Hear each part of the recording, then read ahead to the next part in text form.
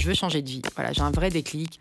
Donc je quitte mon premier amour, qui a été donc de tout ce que je t'ai raconté. Lui, il était là, il était de côté, donc je faisais ma vie en parallèle. Je le quitte. Je me dis que c'est un boulet, un peu dans ma vie.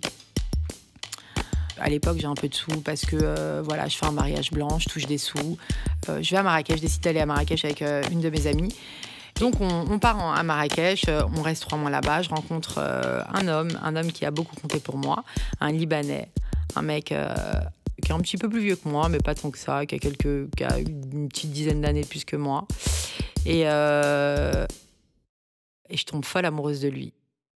C'est un avocat qui est très intelligent, qui a beaucoup d'argent et qui est avec des gens importants du Liban. Ils ont tellement d'argent qu'ils se baladent avec des gardes du corps. Ils ont tellement d'argent qu'ils prennent du cristal pour tout le Nikki Beach. Et c'est la vraie fête, c'est la grande vie. Et on passe nos vacances avec eux. Il m'aime bien. Et là, il me dit, tu peux pas rester comme ça. Donc, il voit que je suis un peu perdue, tu vois, que je suis un peu lost, que je sais pas trop où je vais aller. Et je sais que je vais réussir et tout, mais bon, je sais pas trop où je vais aller. Et là, il me dit, écoute, moi, j'ai quelqu'un pour toi, un tel, tu vas voir, va bosser avec lui, tu vas rencontrer, tu vas te faire des contacts de folie. Ok. Et je finis par appeler. Et on se donne rendez-vous donc avec mon patron actuel. Et il me voit 1 fois, 2 fois, donc on discute de ce que je veux faire, voilà. Il décide de me faire bosser avec lui. Au début, c'est dur. Le temps passe, il m'augmente, j'augmente mes heures de travail, j'arrive à 3 000 € par mois, en très peu de temps, en moins d'1 an. Je rencontre Sharon Stone, je rencontre Alain Delon, je vais à l'Élysée, et voilà. Et je suis à ma place. Ce métier me convient. Je travaille peu, je travaille quelques heures par semaine avec un super salaire. Ma mère vit très bien, évidemment. Je me sens respectée, je crois que mes clientes, elles me regardent pas de haut parce que j'ai autant de bijoux qu'elles. Je travaille dans le luxe. J'ai trouvé quelqu'un, donc je suis mariée aujourd'hui, je suis en couple depuis quelques années. C'est un client, c'est le mec qui me traite comme une princesse. C'est lui qui m'a offert la bague dont je rêvais.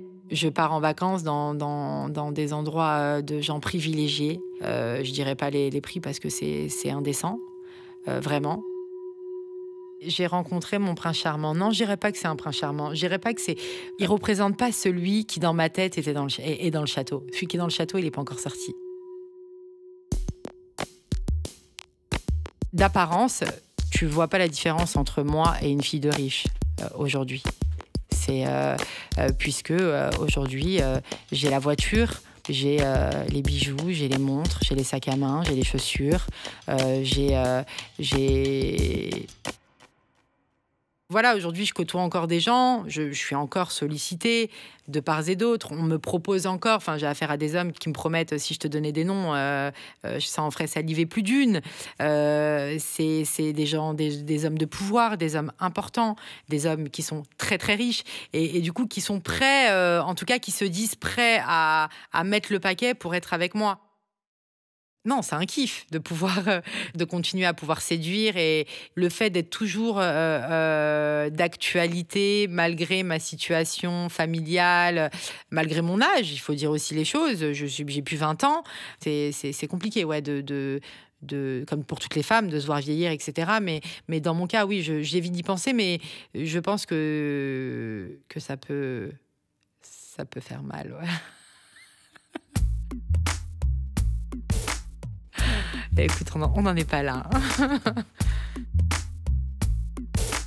Non, mais j'ai peut-être d'autres priorités aujourd'hui aussi.